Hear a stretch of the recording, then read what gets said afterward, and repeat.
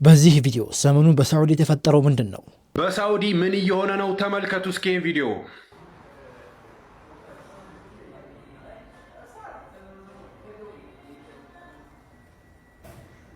ድራማና መዋሸት የማይሰለቻቸው ሰዎች ሙተነቂዋን አከፈሯት።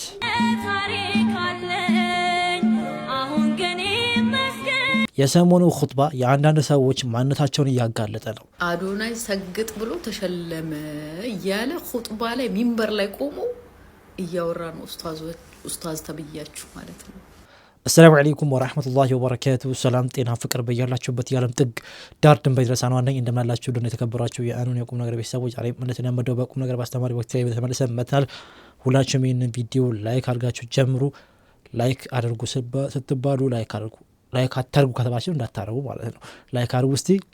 መርሐባ እንጀምራለን። አይ በለውና ጣታችንን ብንቆርጥ አንዳንዶች እርጥብ እንዲሁም በአፋችን ውስጥ መያዝ አለብን ብለው ያምናሉ። ነገር ግን አፋችን በበሽታ በሚያመጡ ባክቴሪያዎች የተሞላ ነው። ሌሎች ደግሞ እንዳይበላሽ በቀጥታ ከፍተኛ ቅዝቃዜ ያለበት በረዶ ውስጥ ማስቀመጥ አለብን ይላሉ። ይህም ዘዴ በረዶ ስስ የሆኑ ህብረ ህዋሳትን እንዲበላሹ በማድረግ ጣቱን መልሶ መገጠም ወደማይችልበት ሁኔታ ያመረዋል። አላህ ይጠብቀና እንደዚህ አይነት አጋጣሚ በህይወታችን ውስጥ ከተፈጠረ ትክክለኛው ማድረግ ያለብን ነገር ጣቱን በጥንቃቄ ንጹህ በሆነ ጨርቅ እንጠቀልለዋለን። ከዛ በቀዝቃዛ እቃ ውስጥ አስቀምጠን ወደ ሆስፒታል ራን እንላለን። ወሰላሙ አለይኩም ወአለይኩም ሰላም ወራህመቱላሂ ወበረካቱ። ሲጀምር አላህ ከእንደዚህ ነገር ይጠብቀን። ግን ማወቅና መዘጋጀት አይከፋም። እንደዚህ ነገር ቤታችን ቢገጥም ምን ታደርጋለህ? ትጥለዋለህ ጣትህን ወይስ እንደተባለው በረዶ ውስጥ ተቀጥቷለህ ትጠዋለህ ነው? ንጹህ ጨርቅ ጠቅላላ አድርገህ ወደ ሐኪም ቤት ራን ብሏል። ይሄ ነገር ይጠቅማል። አላህን ይጠብቀህ ከእንደዚህ አይነት ነገር። በመኪና ወንበሩ ውስጥ ተሰፍተው አሜሪካ ሊገባ ያለው ግለሰብ እንግዲህ በዚህ ሰዓት ዓለምን ጉድ እያስባለ ይገኛል። ከመኪና ወንበር ጋር ተሰፍቶ ወደ አሜሪካ ሊገባ የነበረው ግለሰብ እንግዲህ በቁጥጥር ስር ውሏል። ይሄ ከላይ የምትመለከቱት ኤንሪኬ አጊላር የተባለ ግለሰብ ወደ አሜሪካ ለመግባት የሞከረው እጅግ አደገኛ በሆነ መንገድ ነበረም። ራሱን ከመኪና ወንበር ጋር በመስፋትና በመደበቅ ድንበሩን ለማቋረጥ ሞክሮም ነበረም። ነገር ግን የድንበር ጠባቂዎች በመኪና ወንበር ላይ ያለው ስፌት ከወትሮ የተለየና ያልተስተካከለ መሆኑን ያስተውላሉ። በዚህም ጥርጣሬ ያደረባቸው ጠባቂዎች ወንበሩን ሲከፍቱት ከላይ እንደምትመለከቱት ግለሰቡን እንግዲህ የመቀመጫ ፍሬም ውስጥ ተጣጥፎ ያገኙታል። በዚህም እንግዲህ በቁጥጥር ስር ሊያውሉት ችለዋል። ይህም ለህይወቱ እጅግ አደገኛ ነበረ። ስለዚህ ግለሰብ ምን ሀሳብ አላችሁ? ሀሳባችሁን ኮሜንት ላይ ጻፉልን። ፎሎ ማድረግ እንዳይረሳ። የሚገርም ነው። የሰው ልጅ ግን ህይወትን ለማሸነፍ ዓለም የተሻለ ህይወት ለማግኘት ሲል የማይሄድበት ርቀት የማያደርገው ነገር የለም። ይህ ፍጹም ለአእምሯችን ራሱ የሚከብድ ነው። ወንበር ውስጥ ራሱን በወንበር አድርጎ ሰፍቶ ስንት ኪሎ ሜትሮችን ተጎዝ የሆነ እንግዲህ አሜሪካን ድንበር አልፎ ነው እንግዲህ የተያዘው። ሱብሃንአላህ። እንደዛም ስላልኩ በጣም እንዳኮራ ፎንቃይ ጋራ ነው ከላይ ሆነ ስራ እንዲህ ያሉ ተማሪዎችን ለማፍራት ስትሉ ነው አይደል ተማሪዎቻችንን ሂጃብ የምትከለክሏቸው? እነሆ ውጤታችሁ፣ እነሆ የመረንነት ጥግ። አንድን ህፃን ከማህበራዊ ኃላፊነቱ ከሃይማኖታዊ ግዴታው ውጪ ስናደርገው መጨረሻው ልክ እንደዚህ ልጓም አልባ መረን ነው የሚሆነው። ቤተሰብ ያሰድባል፣ ራሱን ያሰድባል፣ ማህበረሰቡን ያሰድባል፣ አካባቢውን ብሎም ሀገሩን ያሰድባል። ነገ ለማንም የማይጠቅም የተንጋደደ ዜጋ ሆኖ ያድጋል። ህፃናት ከሃይማኖታዊ ስርዓቶቻቸው ድንጋጌዎቻቸው ውጪ እንዲሆኑ ማድረግ ፍጹም አስፈሪ፣ ፍጹም አደገኛ የሆነ ተግባር ነው። ምክንያቱም ሃይማኖቶች ዲሲፕሊንን፣ ስርዓትን፣ ግብረ ገብነትን የምንማርባቸው የመጀመሪያ ትምህርት ቤቶቻችን ናቸው። እነዚህ ቦታዎች ላይ የምንማራቸውን ህግጋቶች እንዳንፈጽም መከልከል ማለት ከሰዋዊ ስርዓት፣ ከማህበራዊ ግዴታዎቻችን፣ ከማህበራዊ ኃላፊነቶቻችን ውጪ የሆንን ለያዥ ለተገናዥ የምናስቸግር መረኖች፣ አግድም አደጎች እንድንሆን መፍቀድ ወይም መምራት ነው የሚሆነው። ወደ ሃይማኖቶቻችን ስንመለስ ነገር ሁሉ ሰላም ነው። እህቶቻችን በሂጃቦቻቸው ውስጥ ሴትነትን፣ ጥቡቅነትን፣ ራስን መግራትም ሆነ ዲስፕሊንን ይማሩበታል። ሴትነታቸውን ያንጹበታል። ታዲያ ይሄ የሰው ልጅ ምድራዊ ትእዛዝ ሳይሆን የጌታችን ህግ ነውና መጨረሻው ውጤቱ እንዲህ የተበላሸና የተንጋደደ እንዲሆን ማትሹ ከሆነ መንገዶቻችሁን አስተካክሉ። ከእስልምና ጋር ያላችሁን ኢስላሞፎቢያ ትታችሁ ለእህቶቻችን እንደ አገር እንደ ማህበረሰብ ጠቃሚ የሚሆኑበት ቦታ ላይ ይውሉ ዘንድ ሃይማኖታዊ ድንጋጌዎቻቸውን አክብሩላቸው። ወሰላሙ አለይኩም ወአለይኩም ሰላም ወራህመቱላሂ ወበረካቱ። ሐቢቢ እናመሰግናለን። በጣም ጥሩ ነጥብ ነው ያነሳው። መግቢያ ላይ የሰማችኋቸው ልጆች እርግጠኛ ነኝ በጣም ቢበዛ ማለት ነው 9 ወይ 10 ዓመታቸው ነው። ነገር ግን የሚናገሩት ንግግር ምን አይነት ነውር የተሞላበት እጅግ በጣም አለ ከህፃናት ከአዋቂ እንኳን በአደባባይ ላይ የማይጠበቅ ንግግር ነው የሚናገሩት። ይህ ነገር ደግሞ ልጆች ማለት ነው ቀጣዩ ትውልድ ምን እያየ ነው እያደገ ያለው፣ ማንን እየሰማ ነው እያደገ ያለው የሚሆን ነገር ጥያቄ ውስጥ ይገባል። ለዛ ነው ኡስታዞቻችን የተለያየ የእምነት አባቶች ወደ ቲክቶክ ታች ድረስ ወርደው ማለት ነው አካውንት ከፍተው ዳዕዋ የሚያደርጉት። ግን ዛሬ ያው ወጣቱን ትናንትና እንዳልነው ሁሉ ማስደሰት አይቻልም፣ ሁሉ ማስደሰት አይቻልም።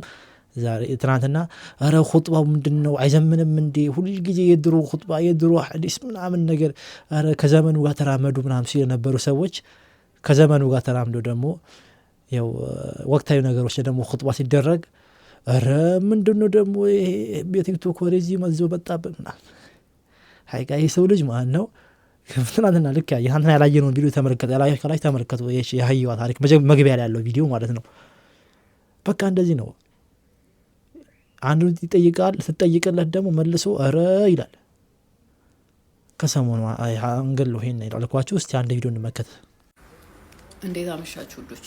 እንቅልፍ አልወስዳለኝ ታውቃላችሁ። ልተኛ ነበርና ትላንትና ጁምዓ ነበር አይደል? የታይ ሰፈሮች ዋህብያዎች ማለት ነው ኹጥባቸው የነበረው አዶናይ ነበር። አዶናይ ራስ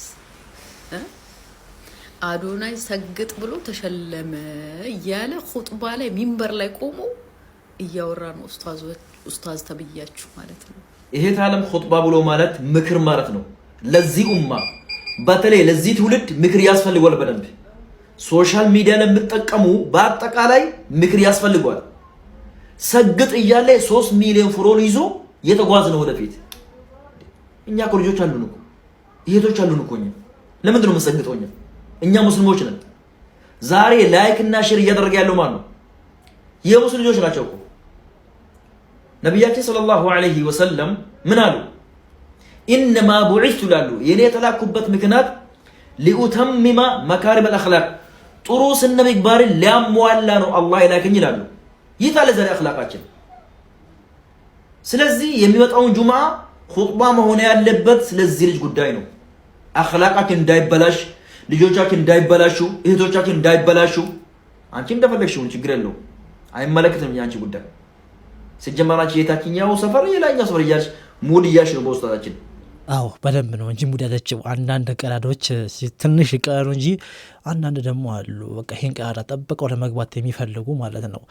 ለነሱ ባላየ ማለፍ ነው የሚያዋጣው። በተረፈ ትናንትና በሰራው ቪዲዮ ላይ አንዳንድ ልጆች ኮመንት አይቼ ነበረ። እሱ እኮ ሙስሊም አይደለም ሲጀመር ይሄ ነገር ለሚንበር ላይ ተወጥቶ ኹጥባ ላይ እንደርስ እያዛ አይቻልም ተገቢ አልነበረ የሚል ኮንትራች አሉ ኮመንቶች አይቻለሁኝ። ሁላችንም እንደየራሳችን ሐሳባችንም ይለያያል፣ ኖርማል ነው እሱ። ነገር ግን እኛ ስለሱ ብቻ እኮ አለ እዚህ ጋር እየተወራ ያለው ይህንን መርህ ለሚከተሉ ሰዎች አይ ሰግጥ ፈምስ ያሉ ልጅ ሙስሊም አይደለምና ሙስሊሞች አይሰግጡም አይፈምሱም አይባልም። እያየን ነው በመሬቱ እኮ እያየን ነው። ቲክቶክ ላይ ጤነኛ የነበሩ ሰዎች ማን አሁን እየሰገጡ እየፈመሱ ነው።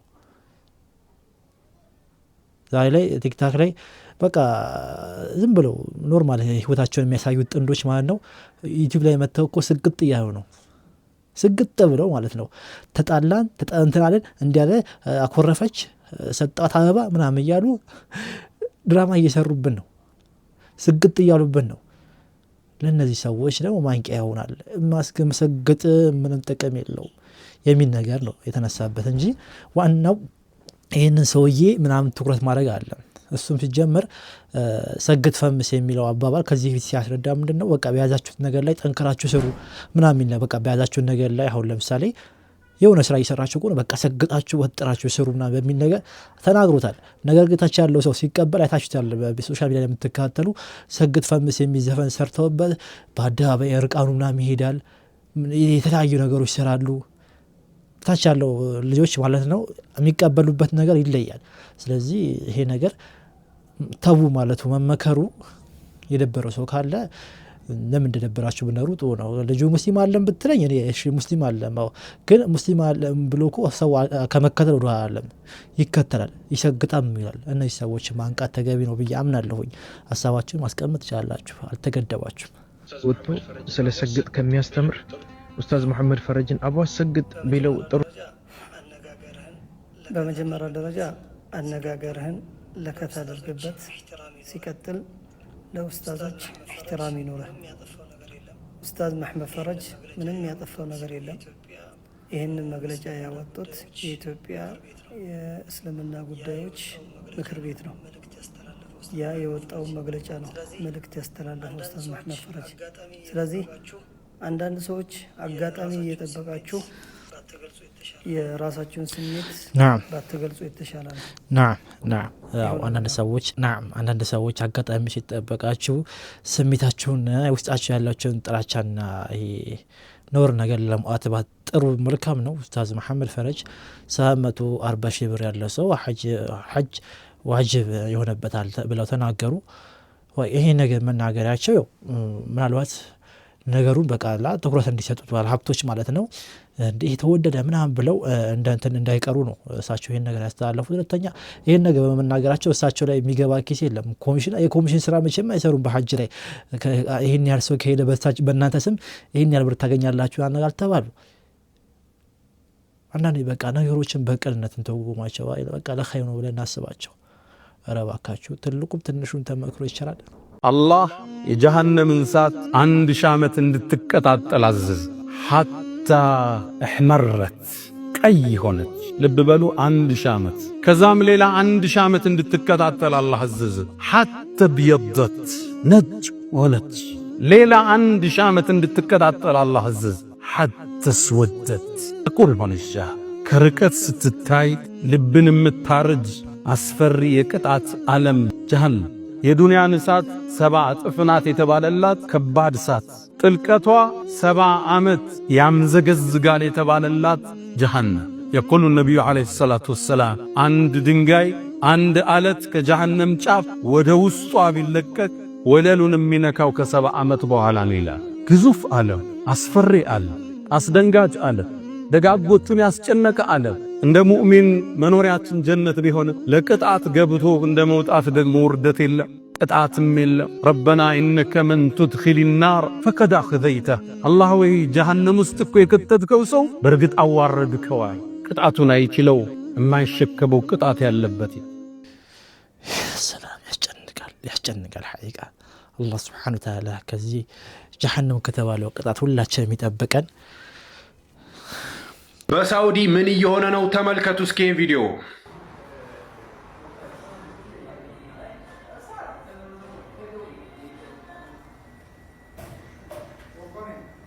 እንግዲህ እንደተመለከታችሁት በሳውዲ ካፌ ውስጥ ቢራ እየተሸጠ ነው። አይዟችሁ ቢራው አልኮል የለውም። አሁን ላይ ከሰሞኑ ብዙ ሳውዲያን እየተቀባበሉት ያለ ምስል ነው። እንደምትመለከቱት ሙሉ ለሙሉ የቢራ ቅርጽ ያለውና ቢራ የሚመስል ነገር ነው። ነገር ግን አልኮል የለውም፣ አያሰክርም ማለት ነው። ይህ ከጀርመን ነው ወደ ሳውዲ አረቢያ የሚገባው። እዚህ ጋር እንደምትመለከቱት የካፌው ማናጀር እንደሚናገረው ከሆነ ብዙ ሰዎች እየመጡ ይጠጣሉ። ነገር ግን በየቀኑ የሚጠይቁኝ ነገር ማለት ነው ይህ ነገር አልኮል የለውም እንዴ? ከየት ነው የሚመጣው? እንዴት ነው የሚሰራው? እያሉ በተደጋጋሚ የሚጠይቁ ጥያቄ ይህ ነው። ነገር ግን ይህ ቢራ ምንም አይነት አልኮል የለውም፣ አስካሪ መጠጥ አይደለም፣ የሚመጣው ደግሞ ከጀርመን ነው ሲል ይናገራል። እናም ይህ ካፌ ማናጀር እንደሚናገረው ከሆነ በሳውዲ የመድኃኒት ቁጥጥር ባለስልጣን በደንብ ተጣርቶ ወደ ሀገር ውስጥ እንደሚገባና በህጋዊ መንገድ እንደሚከፋፈል ነው እንግዲህ ማስረዳት የያዘው ማለት ነው። ብዙ ሳውዲያንም ይህን ነገር እየተጠቀሙ ነው። አብዛኞቹ ግን አሁንም ድረስ እንደሚጠራጠሩ ነው። ለምሳሌ እዚህ ጋር የምትመለከቷት ማለት ነው ልክ ቢራ የጠጣሁ ያክል ነው የሚሰማኝ ስትል ማለት ነው ትሰማለች። ነገር ግን ብዙ ጊዜ ሞክሬዋለሁ ስትልም ትሰማለች ማለት ነው። ይህ ቢራ የተዘጋጀው ሙስሊም ላልሆኑ ዲፕሎማቶች ነበር። አሁን ግን በየሳውዲ ካፌ ውስጥ እንዲገባም ተደርጓል። አሁን ላይ ብዙ ሳውዲያንም እየተዝናኑበት ይገኛሉ። እናንተ ምን ታስባላችሁ? እያለማመዷቸው ይሆን? ያለ ጥርጥር አዎ እያለማመዷቸው ነው። ከዚህ በፊት ከዚህ ላችሁ ተናግሬያለሁ። እዚህ ሀገራችን ላይ ከአልኮል ነፃ ብለው አንዳንድ መጠጦች አሉ የቢራ ጠርሙስ የሚመስሉ ከለራቸው ምናምን ነገር ከዚህ ተናገር ያለኝ እና ልምዶች ማህበረሰቡን አእምሮ ላይ ማለት ነው በቃ ከታች የሚያዩ ልጆች እያዩ እንዲለምዱ የሚደረግ ነገር ነው። ወደድንም ጠላንም ተቀበልንም አልተቀበልነውም ይህ ነገር ልምዶች ነው።